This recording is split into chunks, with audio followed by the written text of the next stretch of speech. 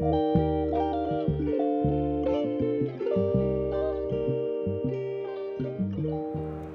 January jobs report came in much stronger than expected. 130,000 jobs were added last month.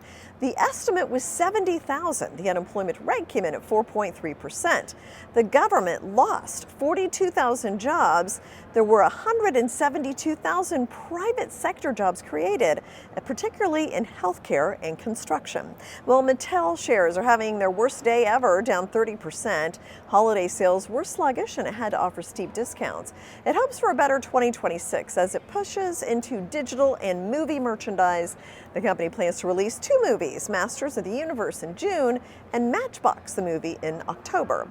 Airline stocks are lower this morning as the FAA has abruptly closed all flights in and out of El Paso, Texas for 10 days. There was no official explanation given. There is speculation that since El Paso is on the U.S.-Mexico border, there may be military activity happening there against drug cartels. And the internet is comparing all kinds of things to 2016, 10 years ago. That does include Valentine's Day. And romance isn't as cheap as it was back then. Researchers from Investor Observer compared the most popular gifts and their costs. Now, champagne has completely dropped off the popular gift list, and a full celebration now costs $774 versus $512 in 2016. That's 51% more than 10 years ago. From the New York Stock Exchange, I'm Jane King with your business update.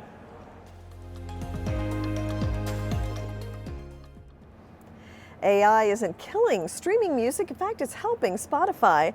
Monthly active users grew 11% from a year ago to 751 million.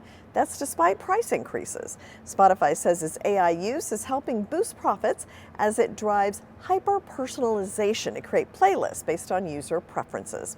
Well, half of America's young parents are struggling to bond with their kids, and the culprit is nearly inescapable screen time. A poll of 2,000 U.S. millennial and Gen Z parents found 42% of them feel disconnected to their children due to technology, with kids spending an average of 4 hours in front of screens on a typical day. This was commissioned by Lowe's and Talker Research, and the study revealed over half of parents try to encourage less screen time and have more hands-on activities like playing with toys, helping around the home, and coloring. Paramount Skydance sent a sweetened version of its $30 per share all-cash offer to Warner Bros. Discovery's board as its battle to topple Netflix's acquisition deal heats up.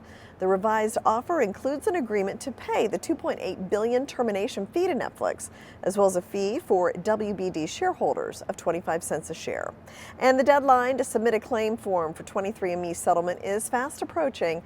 Millions of customers are expected to receive payouts from a $50 million settlement over a data breach in October of 2023. And those payments are due to be sent out in the coming weeks. The last day to file a settlement claim is Tuesday, February 17th, according to the settlement website.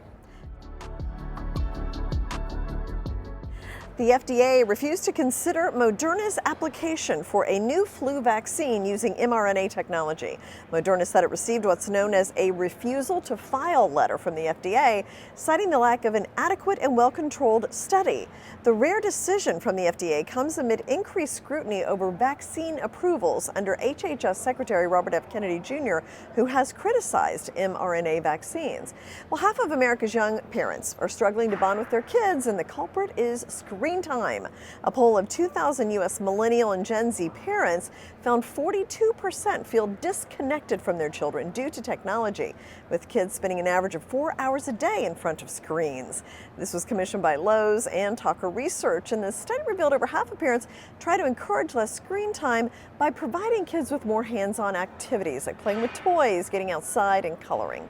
3 leading social media companies have agreed to undergo independent assessments of how effectively they protect the mental health of teenage users, submitting to a battery of tests announced by a coalition of advocacy organizations. So the platforms will be graded on whether they mandate breaks and provide options to turn off endless scrolling, among a host of other measures.